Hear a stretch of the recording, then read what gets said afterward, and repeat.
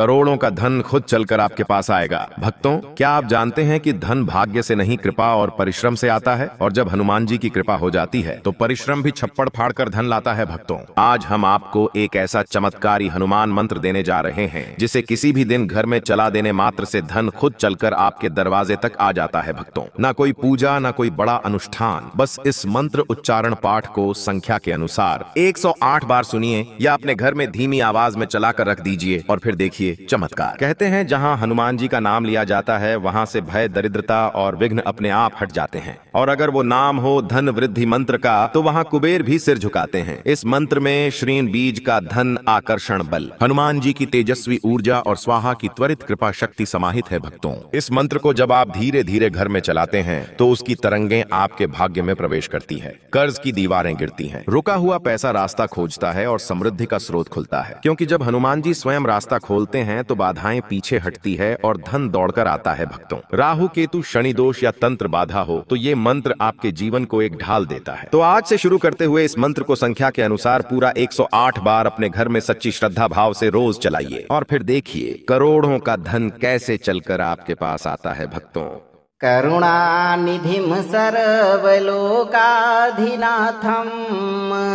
सदा सेवितं भक्तवत्सलं प्रभुं भजे सर्वसिद्धिं प्रदातुं समर्थं नमामि हनुमन्तं नमो रामदासम्।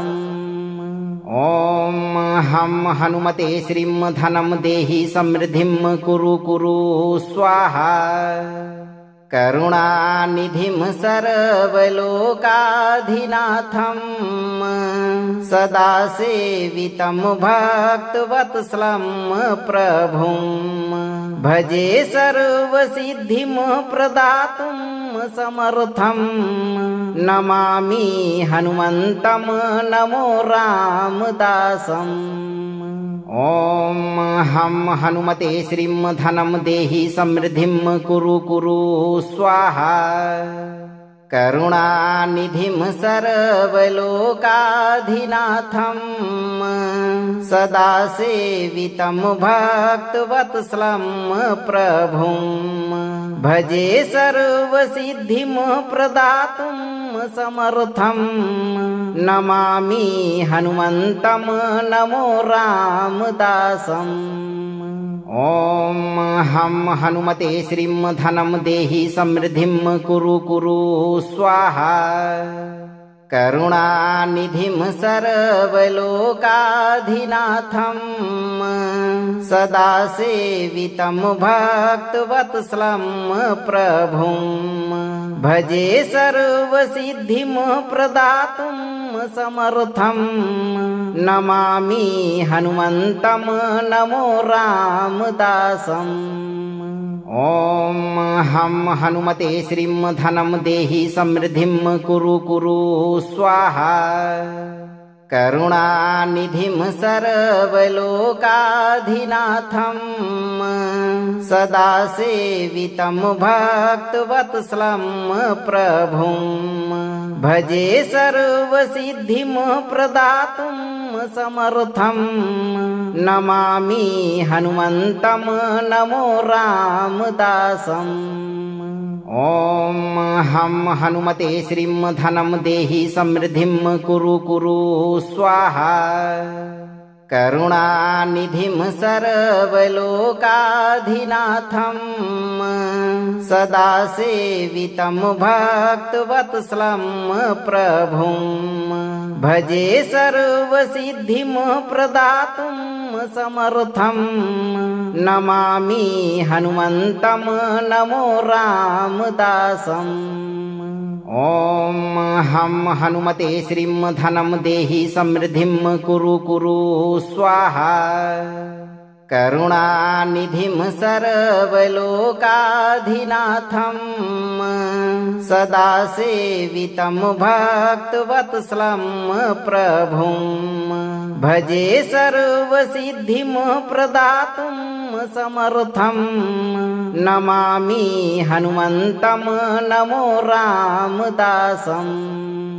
ॐ हं हनुमते श्रीं धनं देहि समृद्धिं कुरु कुरु स्वाहा करुणानिधिं सर्वलोकाधिनाथं सदा सेवितं भक्तवत्सलं प्रभुं भजे सर्वसिद्धिं प्रदातुं समर्थं नमामि हनुमन्तं नमो रामदासम् ॐ हं हनुमते श्रीं धनं देहि समृद्धिं कुरु कुरु स्वाहा करुणानिधिं सर्वलोकाधिनाथं सदा सेवितं भक्तवत्सलं प्रभुं भजे सर्वसिद्धिं प्रदातुं समर्थं नमामि हनुमन्तं नमो रामदासम् ॐ हं हनुमते श्रीं धनं देहि समृद्धिं कुरु कुरु स्वाहा करुणानिधिं सर्वलोकाधिनाथं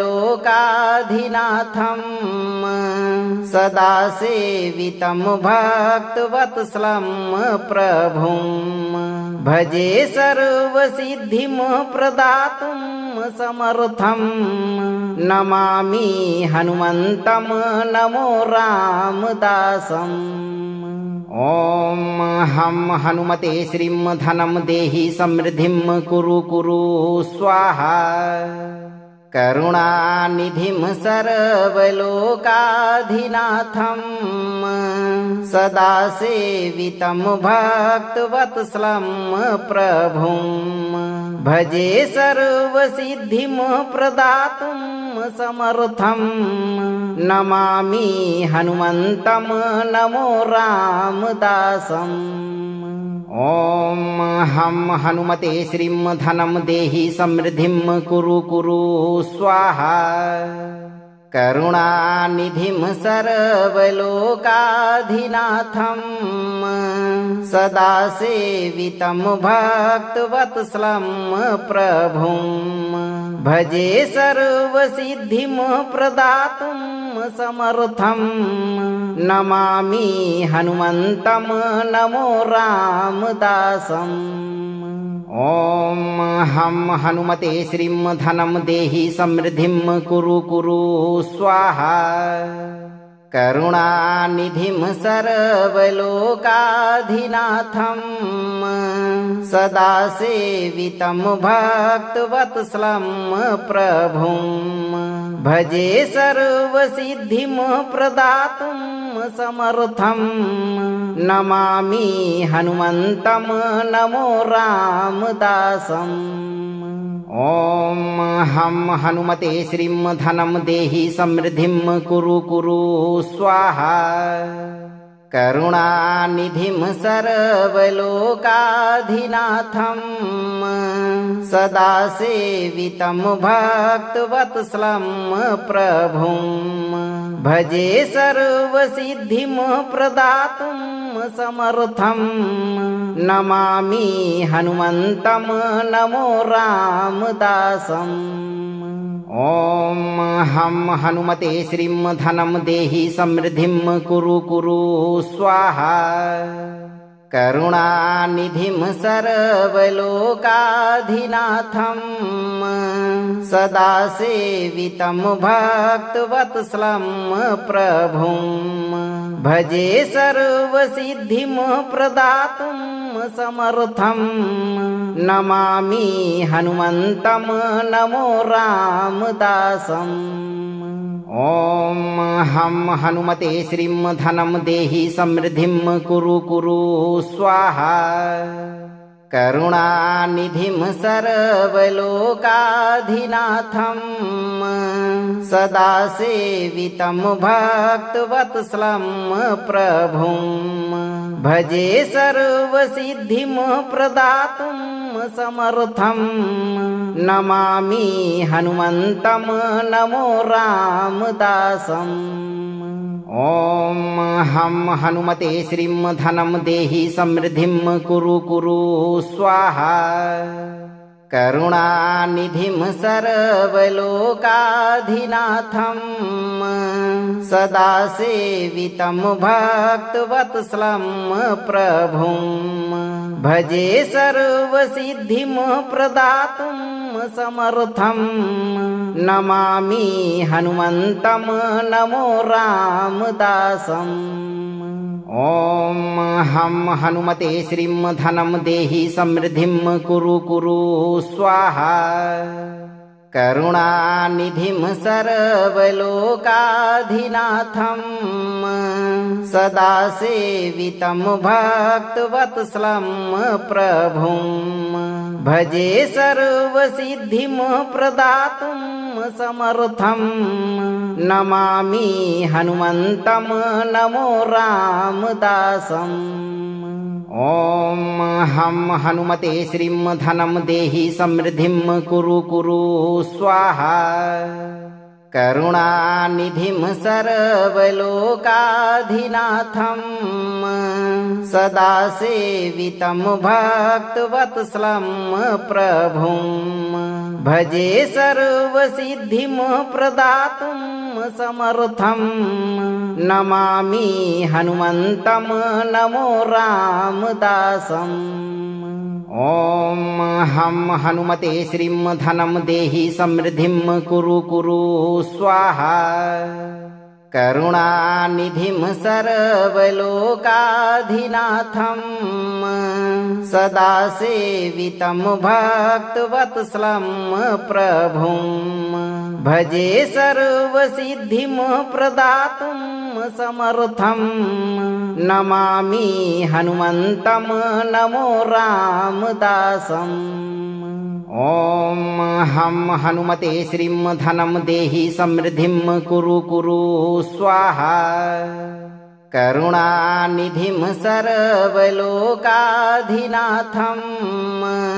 सदा सेवितं भक्तवत्सलं प्रभुं भजे सर्वसिद्धिं प्रदातुं समर्थं नमामि हनुमन्तं नमो रामदासम्। ॐ हं हनुमते श्रीं धनं देहि समृद्धिं कुरु कुरु स्वाहा। करुणानिधिं सर्वलोकाधिनाथं सदा सेवितं भक्तवत्सलं प्रभुं भजे सर्वसिद्धिं प्रदातुं समर्थं नमामि हनुमन्तं नमो रामदासम्। ॐ हं हनुमते श्रीं धनं देहि समृद्धिं कुरु कुरु स्वाहा। करुणानिधिं सर्वलोकाधिनाथं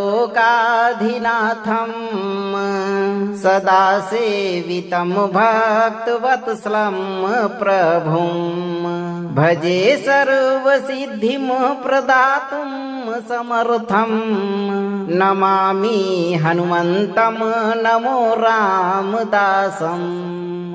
ॐ हं हनुमते श्रीं धनं देहि समृद्धिं कुरु कुरु स्वाहा। करुणानिधिं सर्वलोकाधिनाथं सदा सेवितं भक्तवत्सलं प्रभुं भजे सर्वसिद्धिं प्रदातुं समर्थं नमामि हनुमन्तं नमो रामदासम्। ॐ हं हनुमते श्रीं धनं देहि समृद्धिं कुरु कुरु स्वाहा। करुणानिधिं सर्वलोकाधिनाथं सदा सेवितं भक्तवत्सलं प्रभुं भजे सर्वसिद्धिं प्रदातुं समर्थं नमामि हनुमन्तं नमो रामदासम्। ॐ हं हनुमते श्रीं धनं देहि समृद्धिं कुरु कुरु स्वाहा। करुणानिधिं सर्वलोकाधिनाथं सदा सेवितं भक्तवत्सलं प्रभुं भजे सर्वसिद्धिं प्रदातुं समर्थं नमामि हनुमन्तं नमो रामदासम्। ॐ हं हनुमते श्रीं धनं देहि समृद्धिं कुरु कुरु स्वाहा करुणानिधिं सर्वलोकाधिनाथं सदा सेवितं भक्तवत्सलं प्रभुं भजे सर्वसिद्धिं प्रदातुं समर्थं नमामि हनुमन्तं नमो रामदासम्। ॐ हं हनुमते श्रीं धनं देहि समृद्धिं कुरु कुरु स्वाहा करुणानिधिं सर्वलोकाधिनाथं सदा सेवितं भक्तवत्सलं प्रभुं भजे सर्वसिद्धिं प्रदातुं समर्थं नमामि हनुमन्तं नमो रामदासम्। ॐ हं हनुमते श्रीं धनं देहि समृद्धिं कुरु कुरु स्वाहा करुणानिधिं सर्वलोकाधिनाथं सदा सेवितं भक्तवत्सलं प्रभुं भजे सर्वसिद्धिं प्रदातुं समर्थं नमामि हनुमन्तं नमो रामदासम्। ॐ हं हनुमते श्रीं धनं देहि समृद्धिं कुरु कुरु स्वाहा करुणानिधिं सर्वलोकाधिनाथं सदा सेवितं भक्तवत्सलं प्रभुं भजे सर्वसिद्धिं प्रदातुं समर्थं नमामि हनुमन्तं नमो रामदासम्। ॐ हं हनुमते श्रीं धनं देहि समृद्धिं कुरु कुरु स्वाहा करुणानिधिं सर्वलोकाधिनाथं सदा सेवितं भक्तवत्सलं प्रभुं भजे सर्वसिद्धिं प्रदातुं समर्थं नमामि हनुमन्तं नमो रामदासम्। ॐ हं हनुमते श्रीं धनं देहि समृद्धिं कुरु कुरु स्वाहा करुणानिधिं सर्वलोकाधिनाथं सदा सेवितं भक्तवत्सलं प्रभुं भजे सर्वसिद्धिं प्रदातुं समर्थं नमामि हनुमन्तं नमो रामदासम्। ॐ हं हनुमते श्रीं धनं देहि समृद्धिं कुरु कुरु स्वाहा करुणानिधिं सर्वलोकाधिनाथं सदा सेवितं भक्तवत्सलं प्रभुं भजे सर्वसिद्धिं प्रदातुं समर्थं नमामि हनुमन्तं नमो रामदासम्। ॐ हं हनुमते श्रीं धनं देहि समृद्धिं कुरु कुरु स्वाहा करुणानिधिं सर्वलोकाधिनाथं सदा सेवितं भक्तवत्सलं प्रभुं भजे सर्वसिद्धिं प्रदातुं समर्थं नमामि हनुमन्तं नमो रामदासम्। ॐ हं हनुमते श्रीं धनं देहि समृद्धिं कुरु कुरु स्वाहा करुणानिधिं सर्वलोकाधिनाथं सदा सेवितं भक्तवत्सलं प्रभुं भजे सर्वसिद्धिं प्रदातुं समर्थं नमामि हनुमन्तं नमो रामदासम्। ॐ हं हनुमते श्रीं धनं देहि समृद्धिं कुरु कुरु स्वाहा करुणानिधिं सर्वलोकाधिनाथं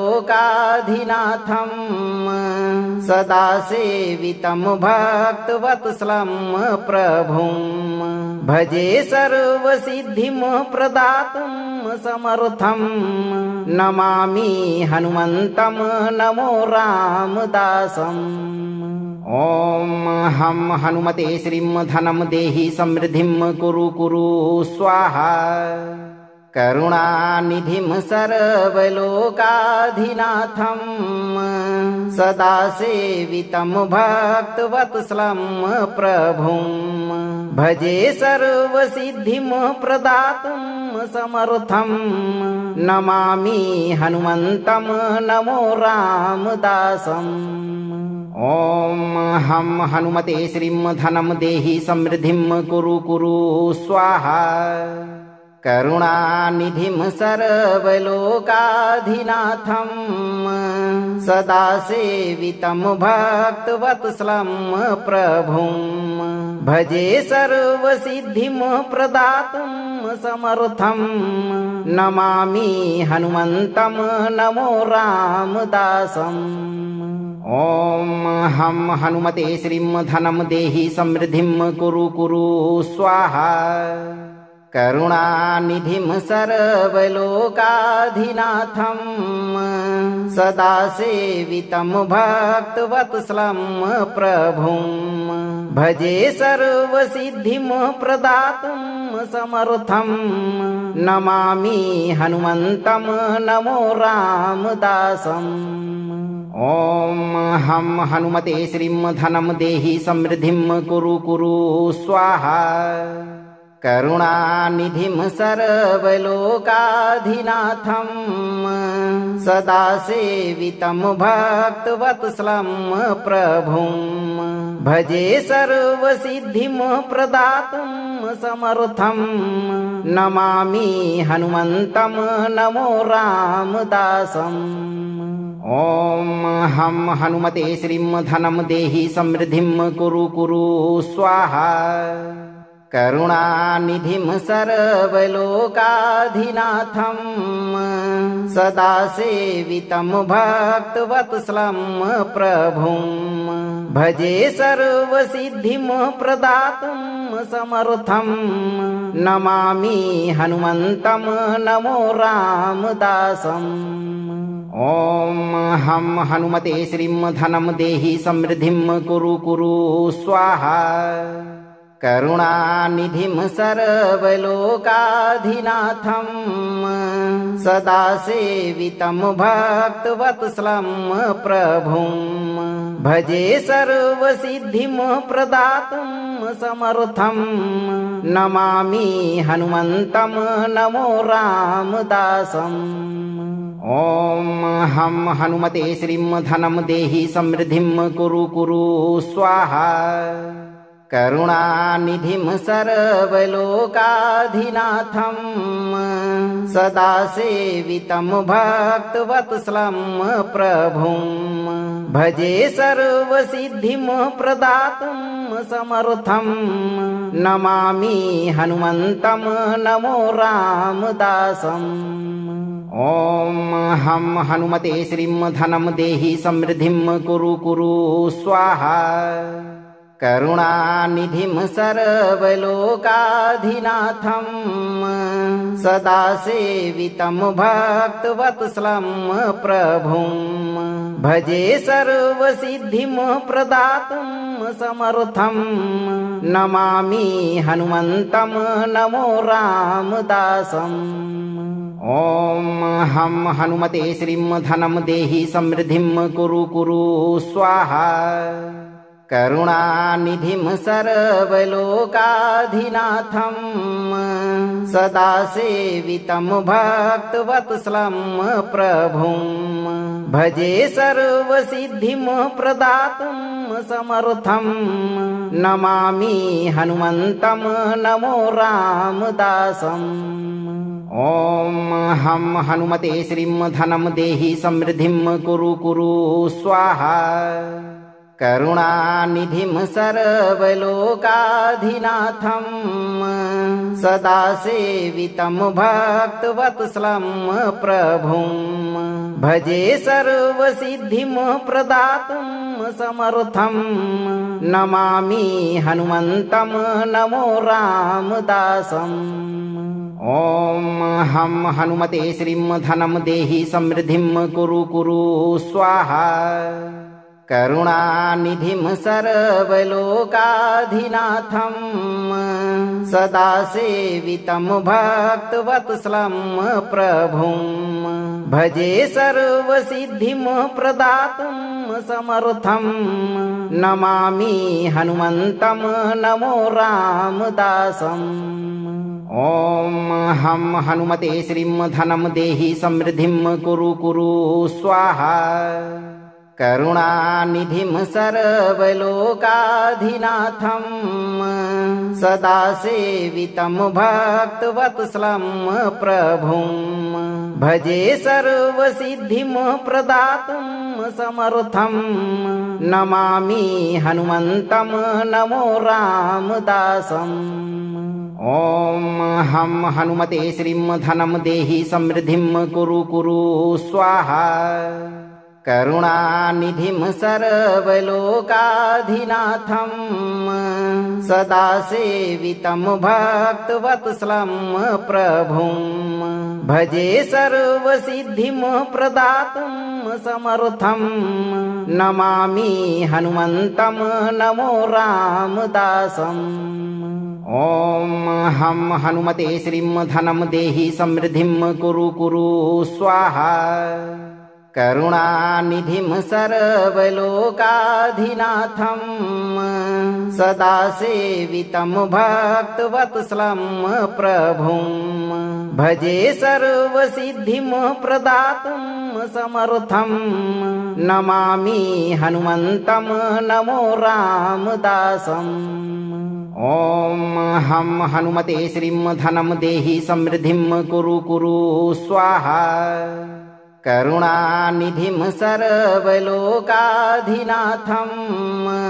सदा सेवितं भक्तवत्सलं प्रभुं भजे सर्वसिद्धिं प्रदातुं समर्थं नमामि हनुमन्तं नमो रामदासम्।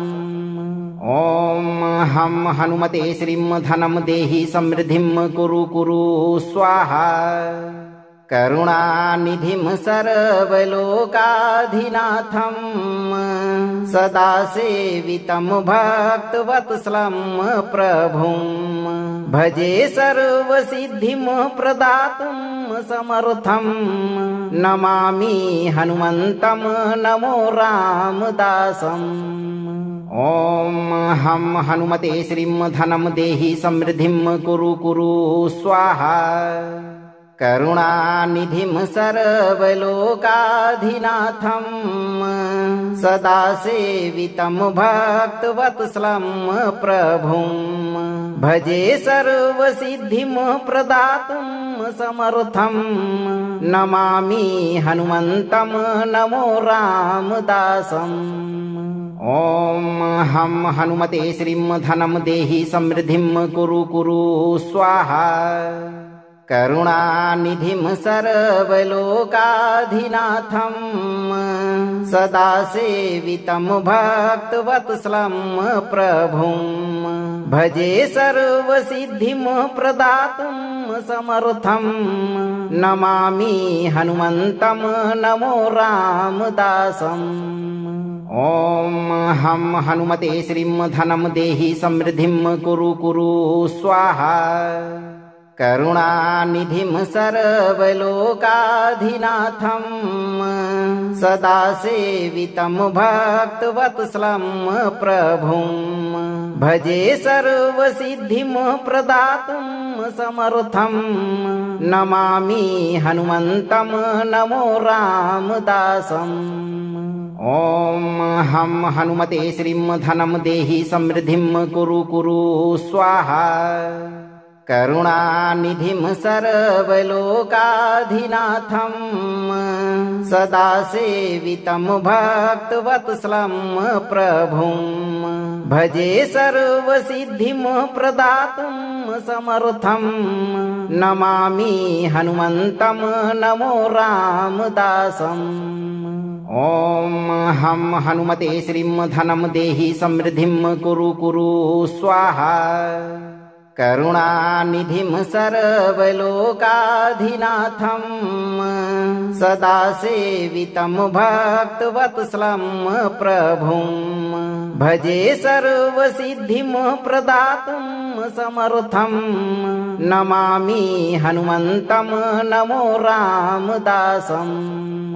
ॐ हं हनुमते श्रीं धनं देहि समृद्धिं कुरु कुरु स्वाहा। करुणानिधिं सर्वलोकाधिनाथं सदा सेवितं भक्तवत्सलं प्रभुं भजे सर्वसिद्धिं प्रदातुं समर्थं नमामि हनुमन्तं नमो रामदासम्। ॐ हं हनुमते श्रीं धनं देहि समृद्धिं कुरु कुरु स्वाहा। करुणानिधिं सर्वलोकाधिनाथं सदा सेवितं भक्तवत्सलं प्रभुं भजे सर्वसिद्धिं प्रदातुं समर्थं नमामि हनुमन्तं नमो रामदासम्। ॐ हं हनुमते श्रीं धनं देहि समृद्धिं कुरु कुरु स्वाहा। करुणानिधिं सर्वलोकाधिनाथं सदा सेवितं भक्तवत्सलं प्रभुं भजे सर्वसिद्धिं प्रदातुं समर्थं नमामि हनुमन्तं नमो रामदासम्। ॐ हं हनुमते श्रीं धनं देहि समृद्धिं कुरु कुरु स्वाहा। करुणानिधिं सर्वलोकाधिनाथं सदा सेवितं भक्तवत्सलं प्रभुं भजे सर्वसिद्धिं प्रदातुं समर्थं नमामि हनुमन्तं नमो रामदासम्। ॐ हं हनुमते श्रीं धनं देहि समृद्धिं कुरु कुरु स्वाहा। करुणानिधिं सर्वलोकाधिनाथं सदा सेवितं भक्तवत्सलं प्रभुं भजे सर्वसिद्धिं प्रदातुं समर्थं नमामि हनुमन्तं नमो रामदासम्। ॐ हं हनुमते श्रीं धनं देहि समृद्धिं कुरु कुरु स्वाहा। करुणानिधिं सर्वलोकाधिनाथं सदा सेवितं भक्तवत्सलं प्रभुं भजे सर्वसिद्धिं प्रदातुं समर्थं नमामि हनुमन्तं नमो रामदासम्। ॐ हं हनुमते श्रीं धनं देहि समृद्धिं कुरु कुरु स्वाहा। करुणानिधिं सर्वलोकाधिनाथं सदा सेवितं भक्तवत्सलं प्रभुं भजे सर्वसिद्धिं प्रदातुं समर्थं नमामि हनुमन्तं नमो रामदासम्। ॐ हं हनुमते श्रीं धनं देहि समृद्धिं कुरु कुरु स्वाहा। करुणानिधिं सर्वलोकाधिनाथं सदा सेवितं भक्तवत्सलं प्रभुं भजे सर्वसिद्धिं प्रदातुं समर्थं नमामि हनुमन्तं नमो रामदासम्। ॐ हं हनुमते श्रीं धनं देहि समृद्धिं कुरु कुरु स्वाहा। करुणानिधिं सर्वलोकाधिनाथं सदा सेवितं भक्तवत्सलं प्रभुं भजे सर्वसिद्धिं प्रदातुं समर्थं नमामि हनुमन्तं नमो रामदासम्। ॐ हं हनुमते श्रीं धनं देहि समृद्धिं कुरु कुरु स्वाहा। करुणानिधिं सर्वलोकाधिनाथं सदा सेवितं भक्तवत्सलं प्रभुं भजे सर्वसिद्धिं प्रदातुं समर्थं नमामि हनुमन्तं नमो रामदासम्। ॐ हं हनुमते श्रीं धनं देहि समृद्धिं कुरु कुरु स्वाहा। करुणानिधिं सर्वलोकाधिनाथं सदा सेवितं भक्तवत्सलं प्रभुं भजे सर्वसिद्धिं प्रदातुं समर्थं नमामि हनुमन्तं नमो रामदासम्। ॐ हं हनुमते श्रीं धनं देहि समृद्धिं कुरु कुरु स्वाहा। करुणानिधिं सर्वलोकाधिनाथं सदा सेवितं भक्तवत्सलं प्रभुं भजे सर्वसिद्धिं प्रदातुं समर्थं नमामि हनुमन्तं नमो रामदासम्। ॐ हं हनुमते श्रीं धनं देहि समृद्धिं कुरु कुरु स्वाहा। करुणानिधिं सर्वलोकाधिनाथं सदा सेवितं भक्तवत्सलं प्रभुं भजे सर्वसिद्धिं प्रदातुं समर्थं नमामि हनुमन्तं नमो रामदासम्। ॐ हं हनुमते श्रीं धनं देहि समृद्धिं कुरु कुरु स्वाहा। करुणानिधिं सर्वलोकाधिनाथं सदा सेवितं भक्तवत्सलं प्रभुं भजे सर्वसिद्धिं प्रदातुं समर्थं नमामि हनुमन्तं नमो रामदासम्। ॐ हं हनुमते श्रीं धनं देहि समृद्धिं कुरु कुरु स्वाहा। करुणानिधिं सर्वलोकाधिनाथं सदा सेवितं भक्तवत्सलं प्रभुं भजे सर्वसिद्धिं प्रदातुं समर्थं नमामि हनुमन्तं नमो रामदासम्। ॐ हं हनुमते श्रीं धनं देहि समृद्धिं कुरु कुरु स्वाहा। करुणानिधिं सर्वलोकाधिनाथं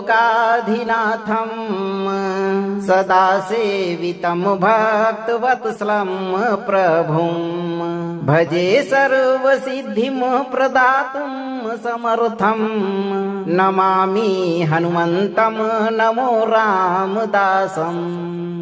ॐ हं हनुमते श्रीं धनं देहि समृद्धिं कुरु कुरु स्वाहा।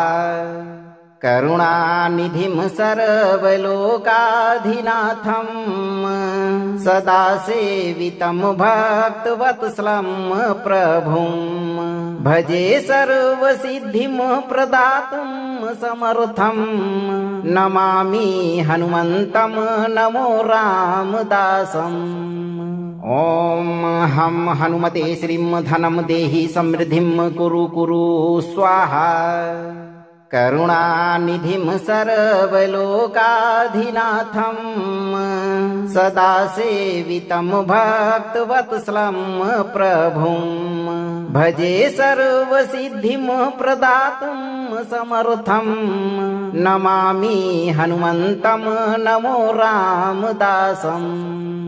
ॐ हं हनुमते श्रीं धनं देहि समृद्धिं कुरु कुरु स्वाहा। करुणानिधिं सर्वलोकाधिनाथं सदा सेवितं भक्तवत्सलं प्रभुं भजे सर्वसिद्धिं प्रदातुं समर्थं नमामि हनुमन्तं नमो रामदासम्। ॐ हं हनुमते श्रीं धनं देहि समृद्धिं कुरु कुरु स्वाहा। करुणानिधिं सर्वलोकाधिनाथं सदा सेवितं भक्तवत्सलं प्रभुं भजे सर्वसिद्धिं प्रदातुं समर्थं नमामि हनुमन्तं नमो रामदासम्। ॐ हं हनुमते श्रीं धनं देहि समृद्धिं कुरु कुरु स्वाहा। करुणानिधिं सर्वलोकाधिनाथं सदा सेवितं भक्तवत्सलं प्रभुं भजे सर्वसिद्धिं प्रदातुं समर्थं नमामि हनुमन्तं नमो रामदासम्। ॐ हं हनुमते श्रीं धनं देहि समृद्धिं कुरु कुरु स्वाहा। करुणानिधिं सर्वलोकाधिनाथं सदा सेवितं भक्तवत्सलं प्रभुं भजे सर्वसिद्धिं प्रदातुं समर्थं नमामि हनुमन्तं नमो रामदासम्। ॐ हं हनुमते श्रीं धनं देहि समृद्धिं कुरु कुरु स्वाहा। करुणानिधिं सर्वलोकाधिनाथं सदा सेवितं भक्तवत्सलं प्रभुं भजे सर्वसिद्धिं प्रदातुं समर्थं नमामि हनुमन्तं नमो रामदासम्। ॐ हं हनुमते श्रीं धनं देहि समृद्धिं कुरु कुरु स्वाहा। करुणानिधिं सर्वलोकाधिनाथं सदा सेवितं भक्तवत्सलं प्रभुं भजे सर्वसिद्धिं प्रदातुं समर्थं नमामि हनुमन्तं नमो रामदासम्। ॐ हं हनुमते श्रीं धनं देहि समृद्धिं कुरु कुरु स्वाहा। करुणानिधिं सर्वलोकाधिनाथं सदा सेवितं भक्तवत्सलं प्रभुं भजे सर्वसिद्धिं प्रदातुं समर्थं नमामि हनुमन्तं नमो रामदासम्। ॐ हं हनुमते श्रीं धनं देहि समृद्धिं कुरु कुरु स्वाहा। करुणानिधिं सर्वलोकाधिनाथं सदा सेवितं भक्तवत्सलं प्रभुं भजे सर्वसिद्धिं प्रदातुं समर्थं नमामि हनुमन्तं नमो रामदासम्। ॐ हं हनुमते श्रीं धनं देहि समृद्धिं कुरु कुरु स्वाहा। करुणानिधिं सर्वलोकाधिनाथं सदा सेवितं भक्तवत्सलं प्रभुं भजे सर्वसिद्धिं प्रदातुं समर्थं नमामि हनुमन्तं नमो रामदासम्। ॐ हं हनुमते श्रीं धनं देहि समृद्धिं कुरु कुरु स्वाहा। करुणानिधिं सर्वलोकाधिनाथं सदा सेवितं भक्तवत्सलं प्रभुं भजे सर्वसिद्धिं प्रदातुं समर्थं नमामि हनुमन्तं नमो रामदासम्। ॐ हं हनुमते श्रीं धनं देहि समृद्धिं कुरु कुरु स्वाहा। करुणानिधिं सर्वलोकाधिनाथं सदा सेवितं भक्तवत्सलं प्रभुं भजे सर्वसिद्धिं प्रदातुं समर्थं नमामि हनुमन्तं नमो रामदासम्। ॐ हं हनुमते श्रीं धनं देहि समृद्धिं कुरु कुरु स्वाहा। करुणानिधिं सर्वलोकाधिनाथं सदा सेवितं भक्तवत्सलं प्रभुं भजे सर्वसिद्धिं प्रदातुं समर्थं नमामि हनुमन्तं नमो रामदासम्। ॐ हं हनुमते श्रीं धनं देहि समृद्धिं कुरु कुरु स्वाहा। करुणानिधिं सर्वलोकाधिनाथं सदा सेवितं भक्तवत्सलं प्रभुं भजे सर्वसिद्धिं प्रदातुं समर्थं नमामि हनुमन्तं नमो रामदासम्। ॐ हं हनुमते श्रीं धनं देहि समृद्धिं कुरु कुरु स्वाहा। करुणानिधिं सर्वलोकाधिनाथं सदा सेवितं भक्तवत्सलं प्रभुं भजे सर्वसिद्धिं प्रदातुं समर्थं नमामि हनुमन्तं नमो रामदासम्। ॐ हं हनुमते श्रीं धनं देहि समृद्धिं कुरु कुरु स्वाहा। करुणानिधिं सर्वलोकाधिनाथं सदा सेवितं भक्तवत्सलं प्रभुं भजे सर्वसिद्धिं प्रदातुं समर्थं नमामि हनुमन्तं नमो रामदासम्। ॐ हं हनुमते श्रीं धनं देहि समृद्धिं कुरु कुरु स्वाहा। करुणानिधिं सर्वलोकाधिनाथं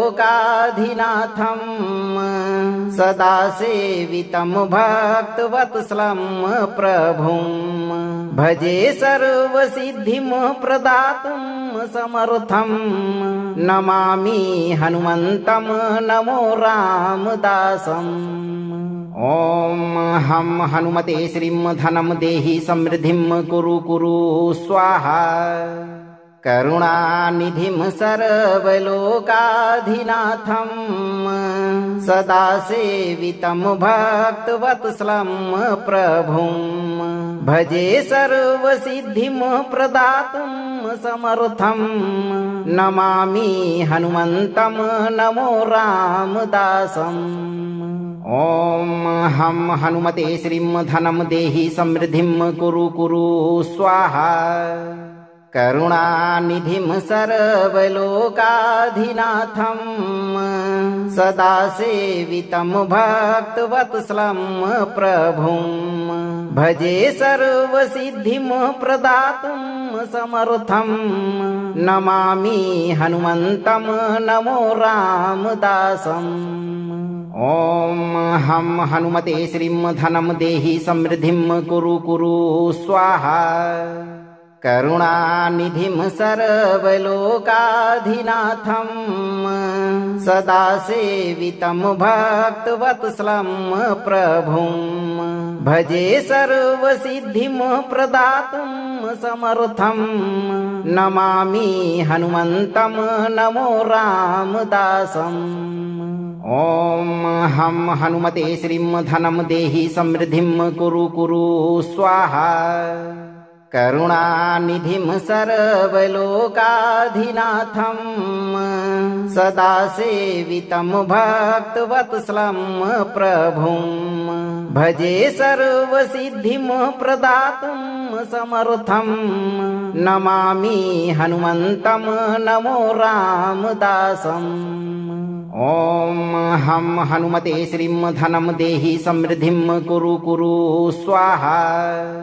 करुणानिधिं सर्वलोकाधिनाथं सदा सेवितं भक्तवत्सलं प्रभुं भजे सर्वसिद्धिं प्रदातुं समर्थं नमामि हनुमन्तं नमो रामदासम्। ॐ हं हनुमते श्रीं धनं देहि समृद्धिं कुरु कुरु स्वाहा। करुणानिधिं सर्वलोकाधिनाथं सदा सेवितं भक्तवत्सलं प्रभुं भजे सर्वसिद्धिं प्रदातुं समर्थं नमामि हनुमन्तं नमो रामदासम्। ॐ हं हनुमते श्रीं धनं देहि समृद्धिं कुरु कुरु स्वाहा। करुणानिधिं सर्वलोकाधिनाथं सदा सेवितं भक्तवत्सलं प्रभुं भजे सर्वसिद्धिं प्रदातुं समर्थं नमामि हनुमन्तं नमो रामदासम्। ॐ हं हनुमते श्रीं धनं देहि समृद्धिं कुरु कुरु स्वाहा। करुणानिधिं सर्वलोकाधिनाथं सदा सेवितं भक्तवत्सलं प्रभुं भजे सर्वसिद्धिं प्रदातुं समर्थं नमामि हनुमन्तं नमो रामदासम्। ॐ हं हनुमते श्रीं धनं देहि समृद्धिं कुरु कुरु स्वाहा। करुणानिधिं सर्वलोकाधिनाथं सदा सेवितं भक्तवत्सलं प्रभुं भजे सर्वसिद्धिं प्रदातुं समर्थं नमामि हनुमन्तं नमो रामदासम्। ॐ हं हनुमते श्रीं धनं देहि समृद्धिं कुरु कुरु स्वाहा। करुणानिधिं सर्वलोकाधिनाथं सदा सेवितं भक्तवत्सलं प्रभुं भजे सर्वसिद्धिं प्रदातुं समर्थं नमामि हनुमन्तं नमो रामदासम्। ॐ हं हनुमते श्रीं धनं देहि समृद्धिं कुरु कुरु स्वाहा। करुणानिधिं सर्वलोकाधिनाथं सदा सेवितं भक्तवत्सलं प्रभुं भजे सर्वसिद्धिं प्रदातुं समर्थं नमामि हनुमन्तं नमो रामदासम्। ॐ हं हनुमते श्रीं धनं देहि समृद्धिं कुरु कुरु स्वाहा।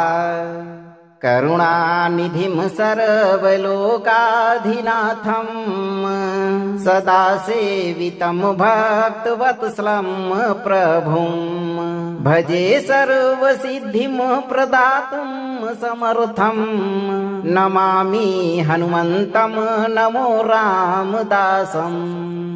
ॐ हं हनुमते श्रीं धनं देहि समृद्धिं कुरु कुरु स्वाहा। करुणानिधिं सर्वलोकाधिनाथं सदा सेवितं भक्तवत्सलं प्रभुं भजे सर्वसिद्धिं प्रदातुं समर्थं नमामि हनुमन्तं नमो रामदासम्। ॐ हं हनुमते श्रीं धनं देहि समृद्धिं कुरु कुरु स्वाहा। करुणानिधिं सर्वलोकाधिनाथं